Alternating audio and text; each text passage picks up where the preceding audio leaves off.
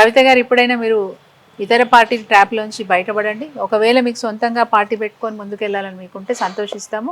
ఆ భగవంతుడి ఆశీర్వాదం మీకు ఉండాలని మేము కోరుకుంటాము. కానీ ఈరోజు బీఆర్ఎస్ పార్టీని దిగజార్చడానికి, బీఆర్ఎస్ పార్టీని మరి ఈరోజు డ్యామేజ్ చేయడానికి మీరు చేస్తున్న ప్రయత్నం మంచిది కాదని చెప్తా ఉన్నాం. గతంలో మీతో కలిసి పనిచేసినాం. మరి ఆ అనుబంధంతో చెప్తా ఉన్నాం. మీ కుటుంబ సభ్యురాలుగా నన్ను ఎప్పుడు కూడా చూసుకున్నారు. ఆ అనుబంధంతో చెప్తా ఉన్నాను. దయచేసి ఇప్పటికైనా మీరు మారండి.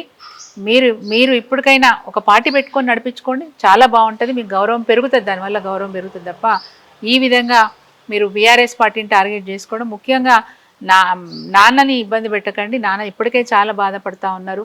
అటు అధికారం పోయిన తర్వాత కొంత బాధ ఉంటే, శారీరకంగా తనకు యాక్సిడెంట్ వల్ల జరిగిన ఆ కాలుకు జరిగిన ఇబ్బందితో కొంత బాధ ఉంటే, ఆ తర్వాత మీరు జైలు పాల్పడడం అదో పెద్ద బాధ.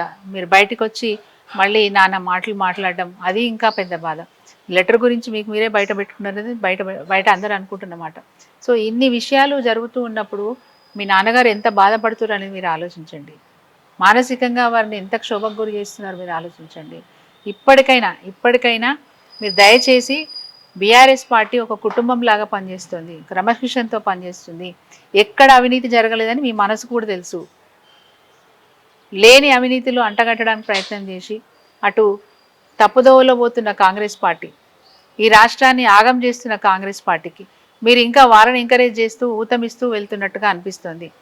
ఈ బీఆర్ఎస్ పార్టీలో ఏ నాయకుడు కూడా ఇప్పటి వరకు అవినీతికి పాల్పడలేదు. అనవసరంగా మీరు బీఆర్ఎస్ పార్టీని బదనాం చేయొద్దని చెప్పి మీకు రిక్వెస్ట్ చేస్తూ జై Telangana. Thank you madam. Thank you.